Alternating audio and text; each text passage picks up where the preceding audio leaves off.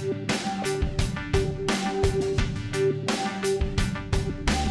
listening to the Epic Living Podcast with Jim Simcoe. I'm Jim Simcoe, and I'm here to help you make your life epic. So let's get rolling. Hey, welcome to the podcast. This is Jim Simcoe. Welcome to the Make Life Epic podcast. I hope you guys are doing fantastic. It's the beginning of January, so hopefully you got through the holidays okay, and you're starting off your new year with a bang, and things are going fantastic. So anyway, fantastic apparently seems to be the word for the night for me. I keep saying that. So, and I want to thank all the listeners from all around the world who are checking out the podcast. I actually was looking this up earlier and saw that we have listeners from Australia, obviously America, the UK, a bunch of countries in Africa that I didn't know about, a bunch of countries in Asia that I didn't know about. So I was just super stoked to hear you guys are listening in. So thank you so much for checking out the show. And if you're ever in San Diego, give me a call. And Stefan, I know you from, I believe, Sweden. You will be in California at some point because I got your email, and I would love to meet you and your family if you do make it down to San Diego. I'll take you out for some fish tacos. As you know, I love fish tacos. So let's get going. So today I am talking about 11 tips for a better relationship.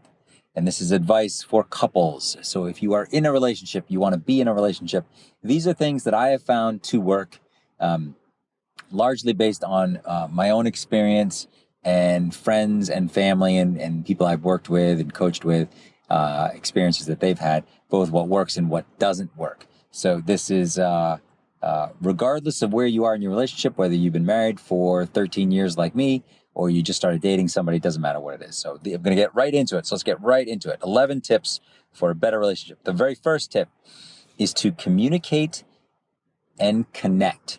So what I mean by that is it's very easy in a relationship to just kind of zone out when your partner's there talking to you. And what I'm going to ask you to do is to listen to what they're saying and actually hear what they're saying. So there's a big difference between listening and hearing, right? So sure, I can hear you talk, but I might have no idea what you're talking about.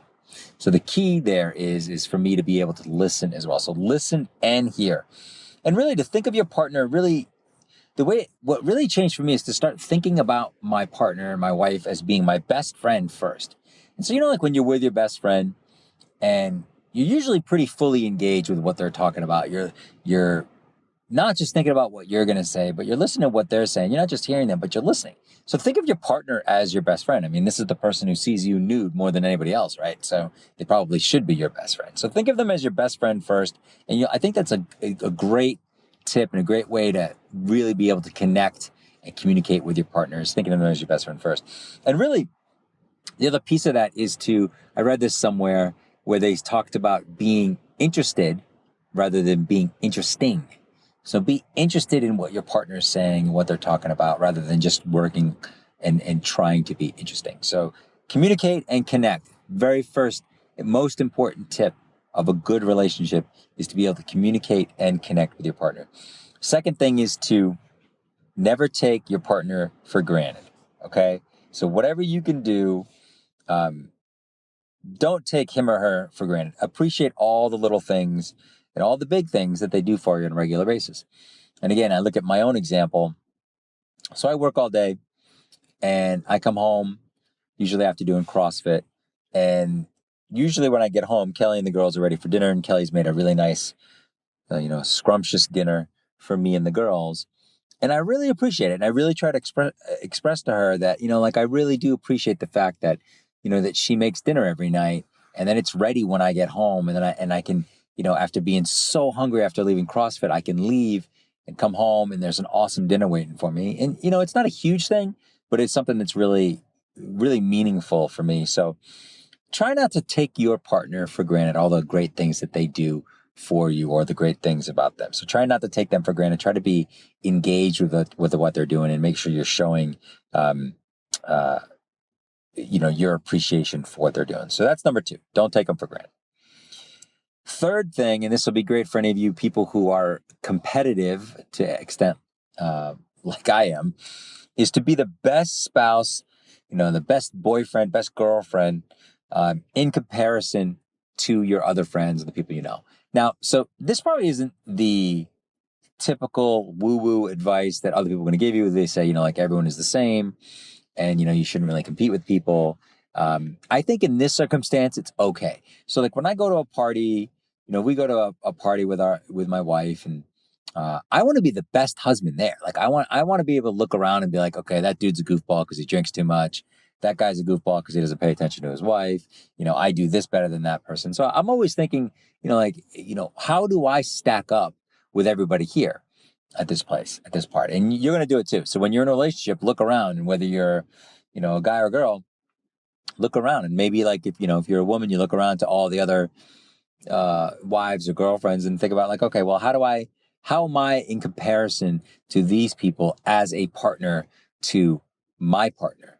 And it really starts, making you will shed some light on not just your relationship, but where you are in your relationship and what you're doing in your relationship and the good things that you're bringing to the table, and probably some things that, that aren't as good. And I know that I did this, the very beginning of our relationship, once we started having kids. And quite frankly, I don't think I was the best husband in the room a lot of times, because I was, a little bit distant and just, sort of overworked and, whatever. But it's something that it's an interesting exercise to have with yourself, when you go to a party or you think about your groups of friends. Say, okay, well, where do I stack up compared to everybody else? Am I like kind of near the top? Am I kind of near the bottom? And what would have to change for me to be near the top? So see where you stack up.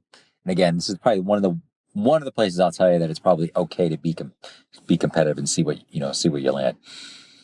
Number 4, I'm going to roll right through these two tonight, is this is probably one of my most difficult ones, is not to shut down during an argument. So a lot of times you can get in an argument with your partner, and, as guys, we tend to shut down. And I'm generalizing and stereotyping. There's probably tons of women who shut down as well. But I know me personally, I tend to shut down if I'm in an argument because I don't like conflict. I like to avoid that shit as much as I possibly can. So if you're anything like me, you have a tendency to shut down. So if you're shutting down in an argument, though, the biggest challenge, though, is that you're not really giving your partner any feedback, right? You're basically in the middle of the argument, and your partner is engaged, and all of a sudden you just withdraw and you just back away. And so that your partner doesn't know what to do with that energy and with that, with the consequence of you just leaving the argument. So a better way to handle that is to tell your partner, like, look, I can't handle this right now and I need some space. Let's get back, let's talk again in half an hour, or let's talk again in an hour. Do whatever you have to do, but at least acknowledge to your partner that you recognize that you're shutting down. They obviously see that you're shutting down too, and that you need some space, and you'll come back to it in an hour. I know that once I started doing this made a huge difference in my relationship because, again, I'm not really into conflict. So when we would get in arguments and I would say like, okay, if I was just starting to shut down, on the times where I didn't say anything, I know that it left my girlfriend, my wife now, really, really frustrated, and also probably a little bit scared and a little bit worried because she didn't know like who the hell she was dealing with, right? But once I got to a point where I could say like, look, I'm losing my mind right now. I can't deal with this. I need half an hour. I need an hour. Come back, because I can feel myself shutting down. Then it's okay. Because at least you've said it. You've said it to your partner, and hopefully they understand what you're talking about, and they give you the space to go out, clear your mind, do what you need to do, and come back to it with a clear head. But that's the biggest thing is to not shut down in the middle of an argument.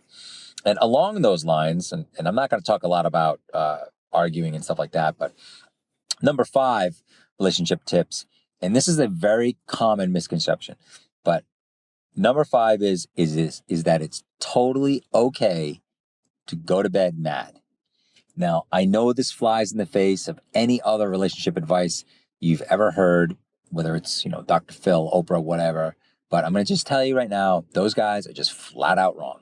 Okay, because if you think about it, going to bed mad, right? If you are arguing and the argument's going nowhere, you're both tired from your day, you're cranky, you've done 100 emails, you've done every task, you took care of, You fed the dog or the kids if you have kids, and the cat if you have cats, whatever. You've had a long day, right? And now you're in an argument. Well, guess what? That's the worst time to try and resolve something or try and fix something. It's not bad to go to bed mad because you'll wake up with a new perspective. And usually in the morning, you wake up refreshed, you got a new outlook, and you just feel better. You feel energized. I can't tell you how many times we've gone to bed mad about something super silly, and then we wake up the next day and we look at each other and we just kind of start laughing, and it's over. So there's no reason to continue arguing just to solve an argument at night when you're probably at your worst and you're at your most tired. So I'm going to tell you, go ahead, go to bed mad. Totally, totally fine. All right, number 6. This one's key. I've seen this one a lot. Is to relationship tip is to don't cheat. So don't cheat emotionally or physically. Because at the end of the day, when you cheat on your partner, what you're doing is you're really cheating on yourself, right? Like you're really saying, I can't hold up my end of the relationship, so I'm going to go be with this other person. And you really break the ideal and the commitment that you've made to yourself to living a certain way. And, so it's better to leave the relationship before you cheat. And there's different kinds of cheating, right? So there's physical cheating, obviously, you know what that is. But there's emotional cheating too. That's like if you're spending a ton of time with someone of the opposite sex or someone that you're attracted to, and you have feelings for them, and you're not being honest with your spouse, your girlfriend, your boyfriend. And I think one of the biggest tests of this would be right now is if your spouse or your girlfriend or your boyfriend picked up your phone, read through all your text messages, read through all your emails, read through all of your Facebook messages and everything you have on Facebook and everything you have on Instagram, would they be okay with it? Like, would they be totally fine with it? Or would they be like, whoa, wait a minute, you say this to your friend and you say this to this girl or to that girl or, to this guy, that guy? So don't cheat emotionally. Don't cheat physically. Way better to leave the relationship than it is to cheat. Way, way better. You might as well just leave the relationship. It's not worth it. All right, number 7. Keep the fights clean and the sex dirty. And I love this one. I've read this one somewhere before. I wish I could take credit for saying that, but I can't. But I love it. I think it's fantastic. So when you're in a fight, don't bring up past fights. Don't bring up past problems or, you did this 10 years ago, whatever. Don't bring up their ex. Don't do any of that. Fight fair, argue fair. Don't all the other big thing is don't call each other names. When you call each other names, it's the biggest sign of contempt. And contempt is also the biggest sign of relationship failure. So people who are doomed to fail in relationships are the ones who call each other names and say, you are a bitch or you're an ASSHOLE. Wow, I had to think a lot to try and spell those two out. But anyway, so don't call each other names. Keep the fights clean. Dirty it up in the bedroom, though. Go nuts in the bedroom. Make sure you're both into it. But yeah, go as creative and as kinky and whatever else as you want. That's the area to really let loose. But when you're arguing, you're fighting is not the time to do that. All right, enough about that. Number 8, do not dwell on the negative. Okay? I'm going to tell you, do not dwell on the negative. There are 2 facts of life, immutable facts of life. These are guaranteed. I promise you, I don't know. I may not know you personally, and you may be one of the listeners, in Australia, in China, or wherever. But I know these 2 things about you right now. 1, you are awesome. I know it for a fact. You are an awesome person. Number 2, you are far from perfect, my friend. You are just like me, far from perfect. And because of this, don't dwell on everything that your partner does that drives you nuts, okay? There's no reason to. There's absolutely no reason to, because you're better off focusing on what your partner does. That's awesome. Focus on what he or she does. That's awesome. And what do they bring to your life? What are they doing? Are they bringing out the best in your life? What are they doing to contribute to the awesomeness of your life? Don't worry about the small things. So if you're with someone who's consistently late, 5, 10, 15 minutes late all the time, and it just drives you nuts because, like me, you like showing every place you go early, you like being there 5 minutes early. Well, don't dwell on that. Okay. Just realize it's something you're probably going to have to be, you're probably going to put up with.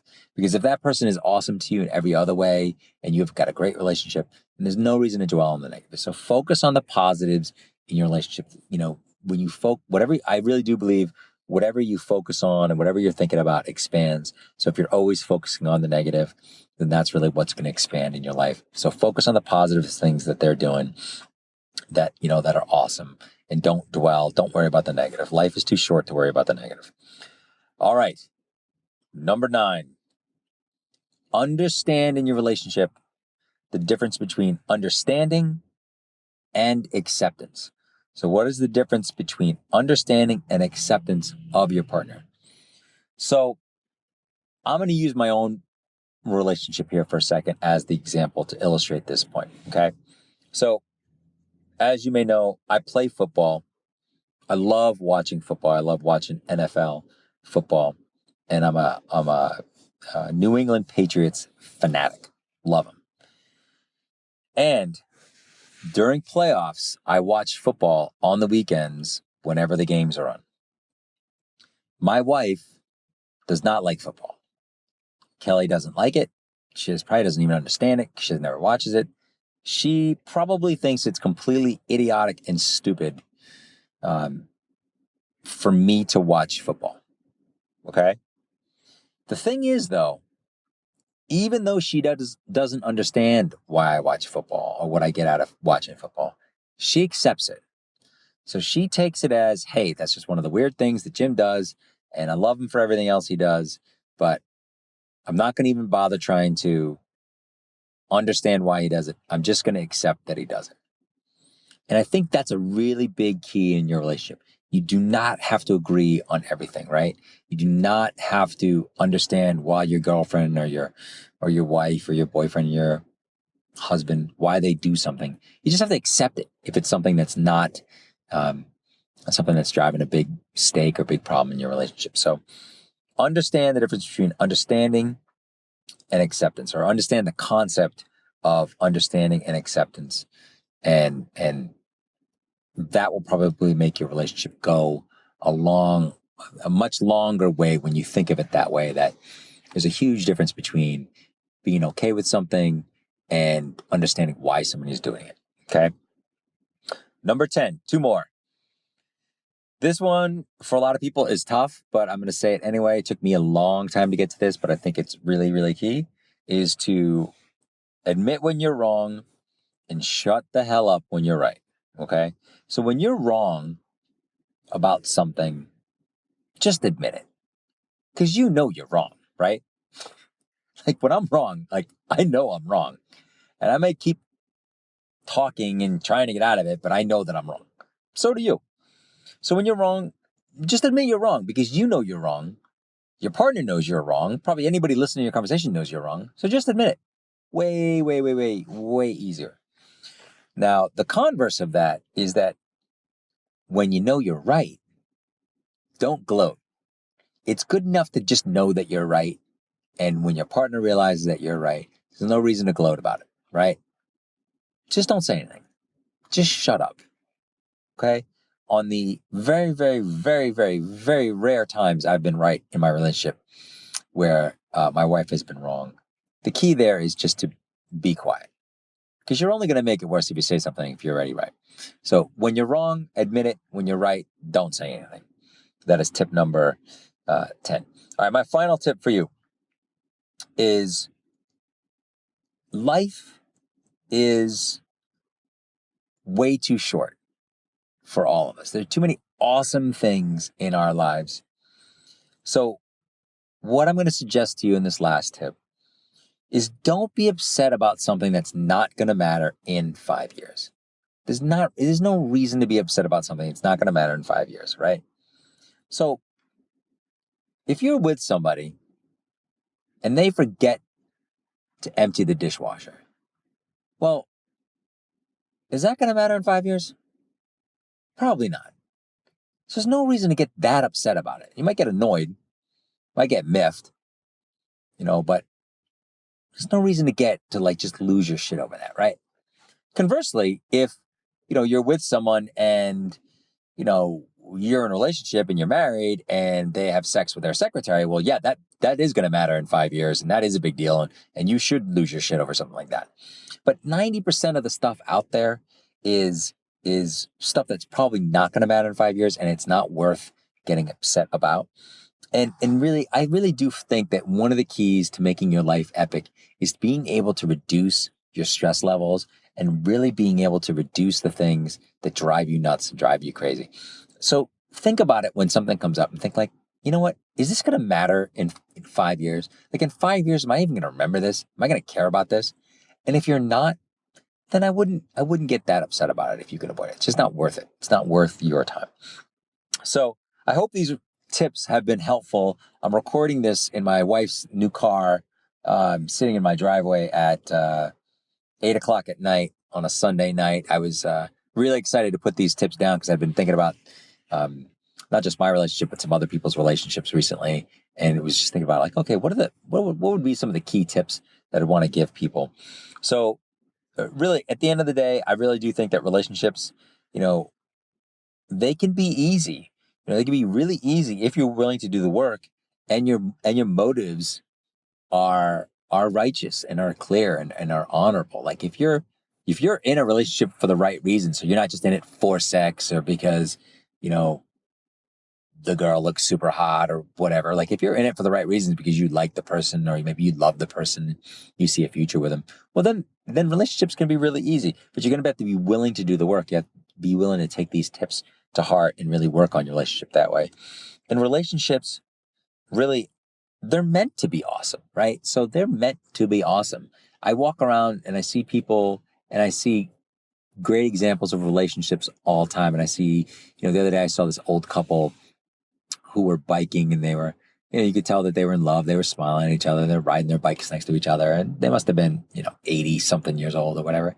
And that's just cool, right? Like you could tell it that they have a good relationship. So relationships, I think, really are meant to be awesome. And if you're in a relationship that's awesome, hey, more power to you. Email me, tell me about it. I'd love to hear about it.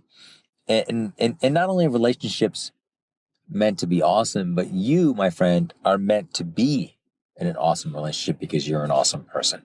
So don't take anything less than that. Make sure that you're in a relationship that is deserving of how awesome you are, and make sure that that your partner is treating you in the way that you deserve to be treated because you are awesome. So that's it. So that's the podcast for tonight. I hope you enjoyed it. Love it if you could leave a review on iTunes for the show. And then also if you ever have show ideas or you want to email me, or even maybe you want to be a guest on my show, I would love that. You can always email me at jim@epicallday.com, jim@epicallday.com, and I will talk to you soon. Hope you have a fantastic week. Hey guys, thanks for listening to the podcast today.